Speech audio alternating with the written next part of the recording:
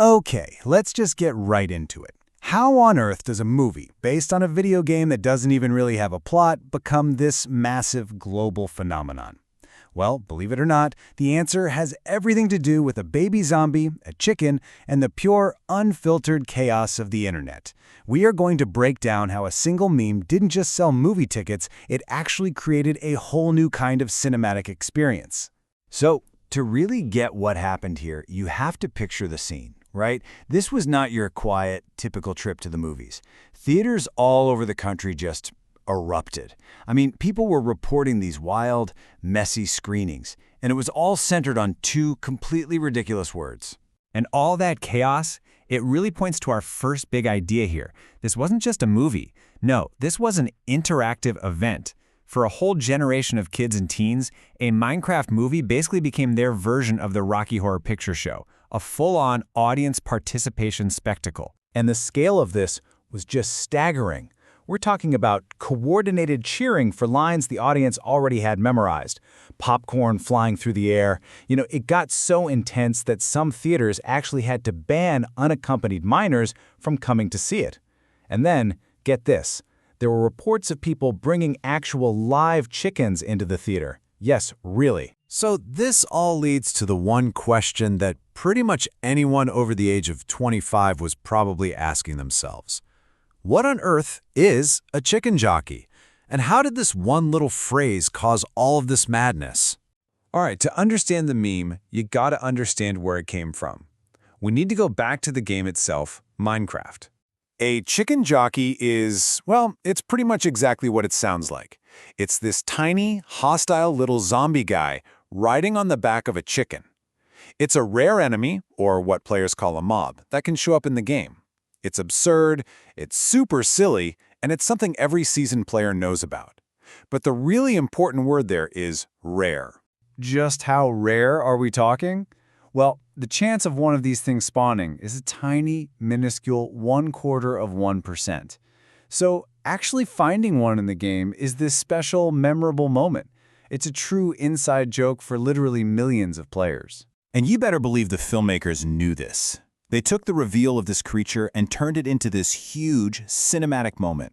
You have Jack Black's character, Steve. He's trapped, he's facing this bizarre little enemy, and he just screams its name with that perfect, over-the-top Jack Black energy. And that was the spark that lit the fuse.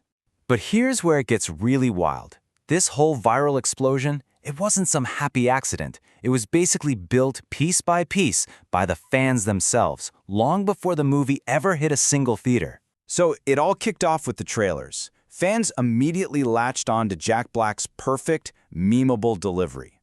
They started clipping his lines, especially that chicken jockey yell, and the audio just took over TikTok. And before you knew it, you literally couldn't scroll without seeing some new remix or edit. Then, when mega influencers like Mr. Beast got involved, well, the meme went from just being viral to being this unstoppable cultural force.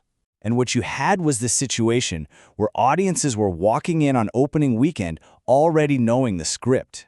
They weren't there to just watch a movie. They were there to perform it. They had their cues memorized, and they were just waiting for their moment to yell right along with the screen. So, what does all this online hype and in-theater chaos actually translate to in the real world? Well, it means money. A lot of money. This is the story of how a simple TikTok trend became an absolute box office juggernaut. But here's where the story takes a really interesting turn. Because while the fans were having the time of their lives, the professional critics, were not. In fact, for the most part, they were seriously unimpressed with the film. And you can see the disconnect right here in the Rotten Tomatoes scores. Critics gave it a rotten 48%, mostly citing a weak story. But the audience score, a massive 87%. I mean, that is one of the biggest gaps between fans and critics you will ever see. But, when you have a cultural movement this big, one that's fueled by millions of fans who feel like they are part of the show, there's really only one number the studio is looking at. Nearly $1 billion. The fan-driven hype, the TikTok memes, the promise of this shared chaotic experience, it all translated directly into one of the biggest box office smashes of the entire year. And look where that puts it, number 3 for the entire year. beating out absolute monster franchises like Jurassic World. This wasn't just some niche success for gamers. This was a mainstream blockbuster titan, built almost entirely on the back of a meme. So this leaves us with the big question, right? Why the massive gap? How can two groups of people watch the exact same movie and come away with such completely different opinions? Well, the simple answer is they weren't really watching the same movie at all. The critics, they were looking for things like plot and character development, and they saw failure. But the fans, they saw something completely different.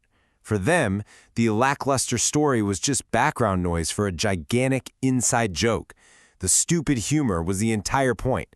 It wasn't a cash grab. It was a community event that they had helped create. And that's really the key takeaway here. The success of a Minecraft movie had almost nothing to do with its quality as a traditional film. Its success came from the fact that this meme transformed it from a product you just go and consume into an event that you actually participate in. This Reddit user just nails it. The movie became a vessel, a reason for a shared cultural moment.